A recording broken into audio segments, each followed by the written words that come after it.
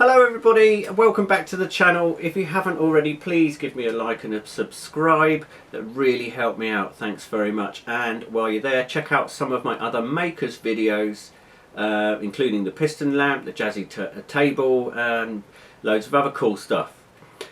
Before I get going, I'd like to just give a quick shout out to Susan Conkey, and I think I've pronounced your name correctly. Now, I was talking to Susan the other day on Facebook, just in the comments, and I was explaining that at the beginning of my YouTube journey I really wanted to help the beginner in resin out quite a lot, and I tried to make a couple of videos about it, but then I thought, well, I got sort of distracted by thinking that it's really boring. So I started making makers videos, but she's really encouraged me. She's given me some really good critical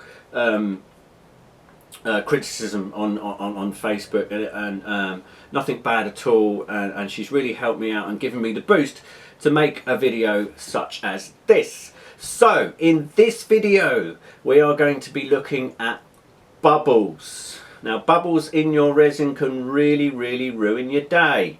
So we're going to be taking a quick look for the beginner about what causes bubbles and how to get rid of them. It's the way I'm going to try and explain it is I've got three different types of resin. Now I've got, this is glass cast 3, and this is a very thick resin. That's used for very shallow pours or flood coats, table tops, that sort of thing. Then I've got some Vista Lake. Now Vista Lake is slightly thinner. It's a slightly thinner viscosity resin, and that can be poured up to 30 centimeters. 30 millimeters, sorry. Not 30 centimeters, that's far too big. And then going up one more stage, I've got some Vista Ocean. Now these aren't all the resins you can get. You can get, you know, anything in between this as well, but the Vista Ocean can go up to 100 millimeters, which is a really deep pour resin. So what is the difference between the three of them in regards to bubbles? Well, you'll find that a thicker and therefore thinner pour resin, one that you can only pour very thin layers of, will be very difficult to get rid of bubbles, and they will introduce bubbles very quickly when you're mixing and stuff like that. And going up to the lake, that'll be slightly easier, and the ocean, which is the really deep pour one, will be relatively easy to get rid of all the bubbles from. There are a few little bits and pieces that you can do to mitigate bubbles. You can warm up your resin first, never warm the hardener, just warm the resin part first. And of course it all depends on what type of project that you are making. Now I work with wood quite a lot. I do very little craft stuff, so I use the thinner, the thinner pour stuff, but the thicker resin, as it were, for sealing my wood. Obviously wood is very porous, so lots of air comes out of it, so you've got to seal first.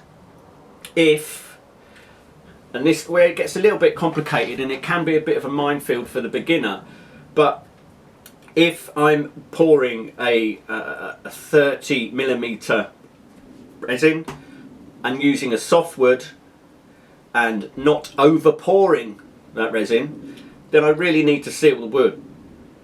I've got another video coming up about sealing the wood, so check that one out when it comes out. That's going to be really interesting to find out what happens. But if you are using or making craft items, you're probably going to be using a reasonably deep pour resin. There are loads of manufacturers of resin.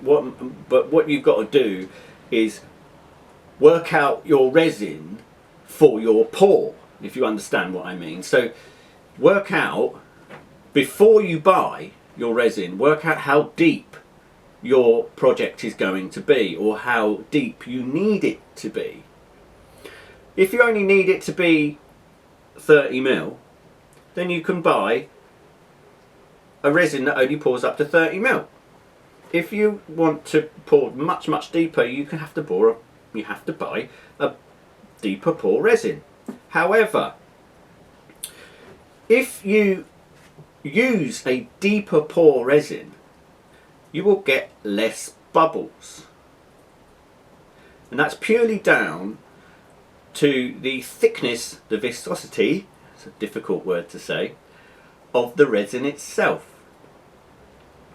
So what we're going to do, I think, is I've got 3 pots, and I'm going to mix up, and I'll hopefully catch this on camera, but I'm going to mix up some Three, some Lake and some Ocean, and hopefully the camera will pick it up, and I'm going to show you how the difference between the three,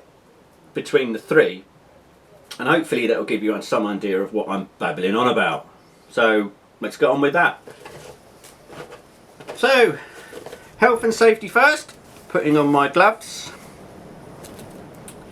Should always wear a pair of gloves when working with resin, and try, if you can, to pour in a very well ventilated area, although the resins that I'm using today have very little odour. Right, let's start with the Glass Cast 3. Now, the Glass Cast 3, I always use a scales. I always use weight to measure out my ratios. It's far more accurate than using volume. So if you can, please, one of the best investments that you can get is a pair of scales. But you've got to work out your resin ratios very carefully, because this resin, the Glass Cast 3, has a different ratio to the rest of the resins that I'm going to be using today. This is a 50-50 resin by weight, and if you can see, it's a 50 to 100 resin by weight. So every 100 grams that you put in 50 grams of hardener. By volume, it's a slightly different ratio, and it's 100 by 57. That's quite tricky by volume. So a pair of scales will do you the world of good. Anyway, let's crack on. So, we're going to mix up 100 grams in each one. So, if I'm mixing up a ratio of 100 to 50, and I want 100 grams, that is approximately 66.7 grams to resin to 33.3. Now that hasn't just come out of my head, that has come out of a resin volume calculator, or resin ratio calculator, should I say. Volume is a different thing, sorry. So resin ratio calculator, and you can just Google that and you'll find one nice and easy, and you can type in your ratios and how much you want, and it'll pop up with the correct ratio for you, which makes life a lot easier. Right, anyway, let's get on with it. So 66, let's just zero that. 66.6, sorry, 66.7. So that is, putting this one, this is really thick. Look, you can see that going in, really thick. So, and 66 grams of it is quite a lot, but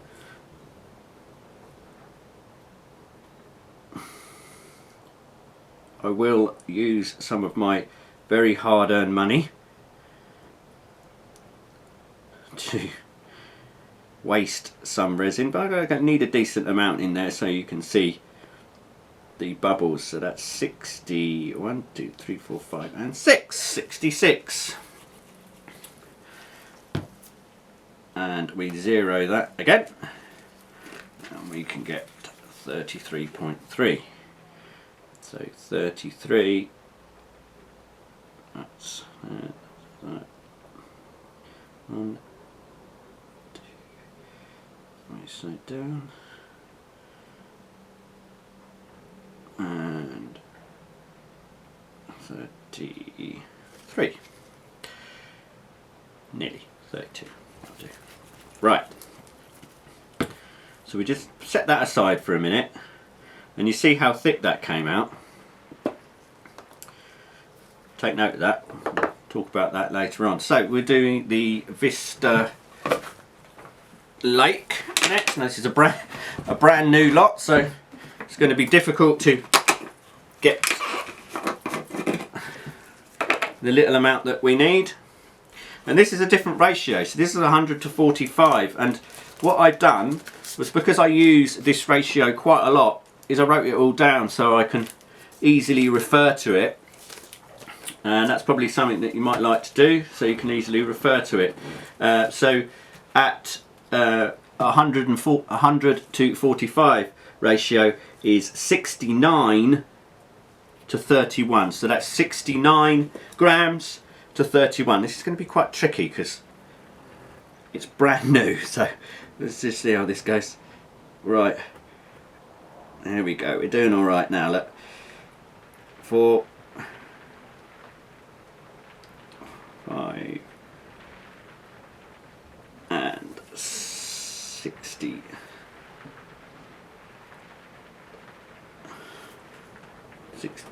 69. Perfect. Actually get some hardener in there, and our hardener is 31. Let's just get that off of there. 31.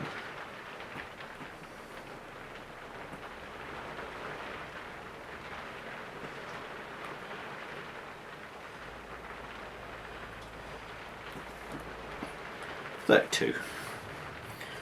That's okay. Right, and again we'll just set that aside, and we'll get our third lot out, which is the Ocean, which is the deepest pool one. It's the same ratio as the other one, so 69, 31, slightly easier to pour because most of it's gone. So 60,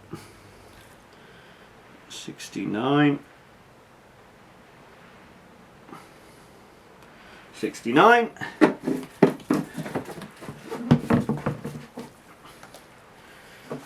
no laughing at the back. 69, 31.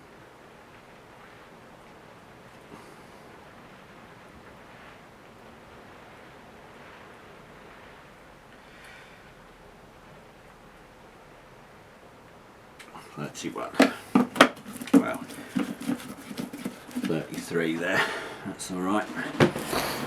Right, just take that one off again, get the scales out of the way. Now hopefully you can see what we've got here. So we've got the glass cast 3 on the right there, the lake and the Ocean. At the moment they're looking pretty good, but if you notice when they were poured, did you notice the viscosity of each one as they were coming out? That's going to have a major bearing on the bubbles as we mix. So hopefully you'll be able to see that a little bit better. We'll just put those aside for a second and we'll see the glass cast 3.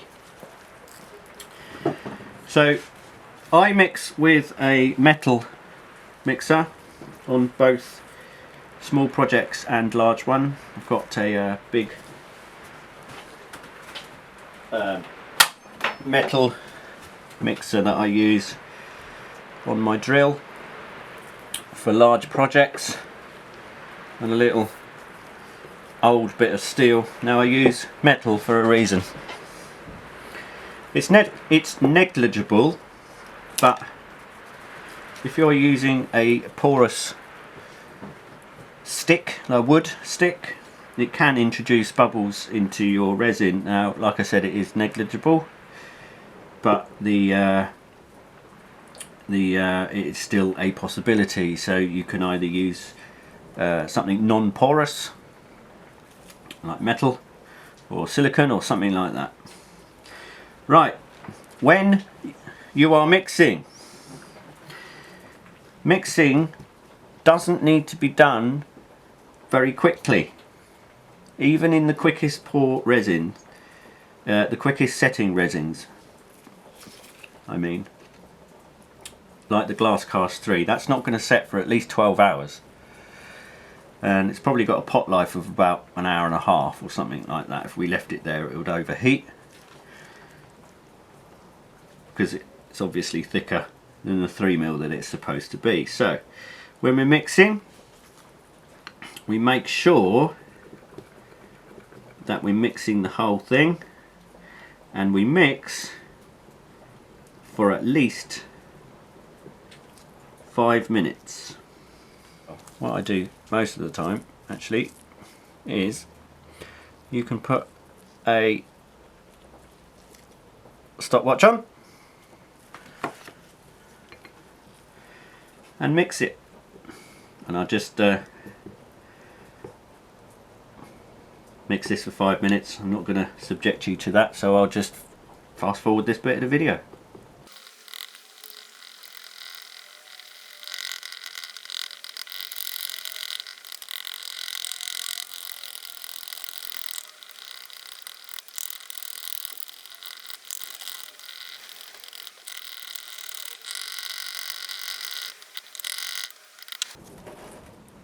And we'll do the same with the other two.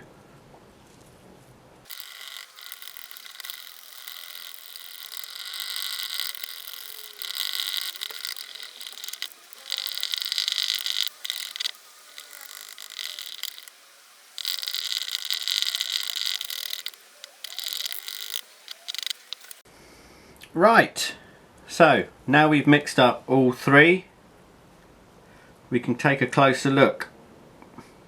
Now, let's put that one over there. This is the glass cast 3, and as you can see, it's got lots and lots of bubbles in it. The lake, which is a slightly more deeper pour resin, it's got a couple in there, but generally it's quite clear. And it's the same with the ocean. This is a little bit dull because I've used old stuff, because you know, it's expensive, so I didn't want to use new stuff, but we're not bothered about the clarity of it at the moment. We're just looking at the way the bubbles get out of it. Now, they were mixed in exactly the same way, weren't they? So why has this one got loads and loads and loads more bubbles than the other two? Well, they've actually got, or they were actually introduced, all three of them, to the same amount of air. It's just that these two can get rid of that easier than that one. And why is that? Because this one is really, really, really thick. So we go full circle and we say, well, if we want to have less bubbles in our project, the best thing to do as a beginner is use deeper pour resin.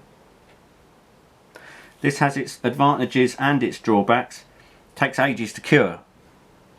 So if you're doing layers, you're going to be days, weeks even, into your project than if you use something like a 3.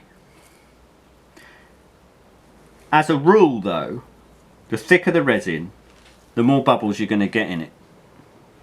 Or, more to the point, the harder the bubbles are to escape. But there are a couple of things as a beginner that you can do to mitigate bubbles, as it were. You're probably not going to have, I'll talk about equipment in a minute, but the best thing to do probably as a beginner is to get yourself a heat gun or a torch. Some people use a lighter or a blowtorch or something like that, and you can just quickly go over the top of the resin. Obviously the thicker your resin is, the harder that is to do. Don't keep it on there too long, otherwise you'll burn the resin. Nobody wants that. Terrible day. You can use a pressure pot or a vacuum chamber. What are they? Well, a pressure pot is pretty much what it says on the tin. It is a pot with lots and lots of pressure in it. You need a compressor for that. They can be fairly dangerous, so buy yourself, if you're going to get one, buy yourself a really good one. They're great for little craft items and stuff like that, so you can just pop your item in there, and what they do is they shrink the bubbles down to minuscule so you can't even see them anymore. And a vacuum chamber does the opposite. You use a vacuum chamber if you're pouring a lot of resin, say in a big project that you can't actually fit in, physically can't fit in a pressure pot, which is what I use. I've got a vacuum chamber that takes a bucket, so you mix up your resin, you chuck it in the vacuum chamber, and it draws out completely the opposite way to a pressure pot. It draws out all the air before you pour. It's not as good as a pressure pot, purely because you still are introducing more air when you pour it, etc. But in my case, I use a deeper pour resin anyway. So, you know, just to recap, I guess I mean, it's like I said at the beginning of the video, it's an absolute minefield sometimes, and you can get really mixed up with everything. But I think the best thing to do as a beginner in relation to bubbles is get yourself a deeper pour. Have a little bit of patience. Use a heat gun. Have a bit of fun. Anyway, I'm babbled on for long enough now. I hope you found the video interesting and it helps you out. If you've got any other queries, or you think I've got something wrong or something like that, stick it in the comments below, and I'll try to answer them. Thanks very much for watching. Please check out my other videos. Give us a like and a subscribe if you can. Really help me out. Like I said, I'm going to do more of these. So hope you didn't find it too boring. And on to the next. See you next time. Goodbye.